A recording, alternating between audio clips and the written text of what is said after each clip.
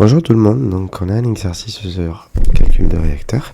Alors, le type de notre réacteur, en fait, dans cet exercice, c'est un réacteur continu parfaitement agité. Donc la réaction, c'est une réaction à partir de A donne B. Donc la constante des réactions est notée K. La K, en fait, est de l'ordre de 0,03 litres mol moins 1 seconde moins 1. Et on me dit que c'est une phase liquide. Alors, à partir de l'unité de K, je peux en fait déduire l'ordre de cette réaction. C'est une réaction d'ordre 2. Et en plus de ça, on m'a schématisé mon réacteur parfaitement agité. On me dit que la concentration à l'entrée est égale à 2 molaires et le volume 0, mais on peut dire Q, est égal à 3 litres par seconde. Et du coup, par rapport à la concentration à la sortie, c'est 0,1 molaire. Ok. Donc la première chose à faire, c'est alors je fais ça. On va commencer. Première chose à faire en fait, c'est de chercher le volume. Donc le volume du réacteur, on ne connaît pas. V égale inconnu. Donc on a E plus P toujours comme ça est égal à S plus accumulation.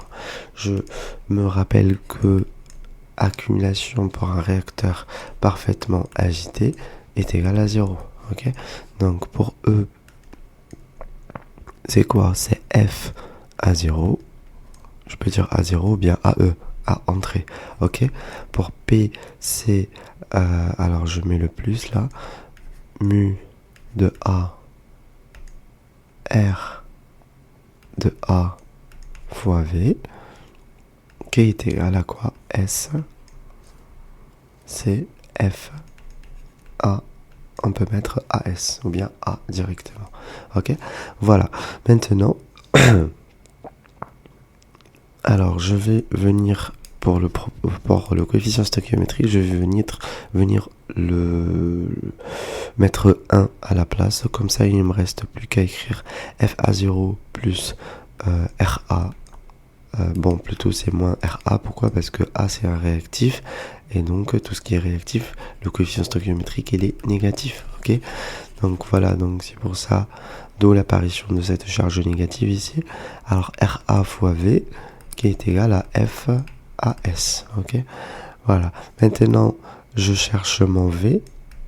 Donc le volume est égal à quoi? Est égal à F à S moins F à 0 sur R A.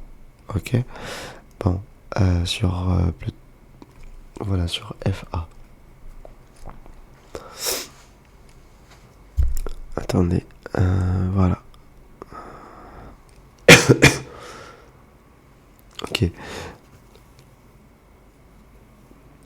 Et du coup, on peut écrire, on peut écrire V égale à F à 0 moins F à S sur RA.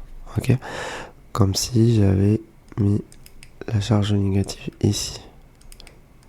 Voilà. Là, on est bon.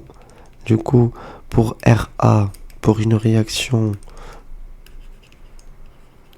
de deuxième ordre, on va dire directement que mon RA est égal à K fois la concentration, rappelez-vous en cinétique, puissance 2. Donc moi je vais écrire CA au carré. Ok.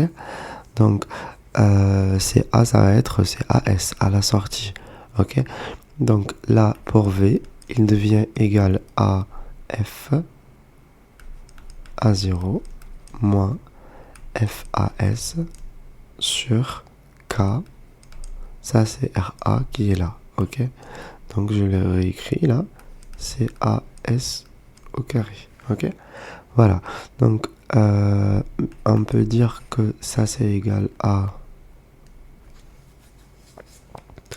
Alors F, notre débit est égal à quoi? Est égal à Q fois la concentration. Donc c'est Q.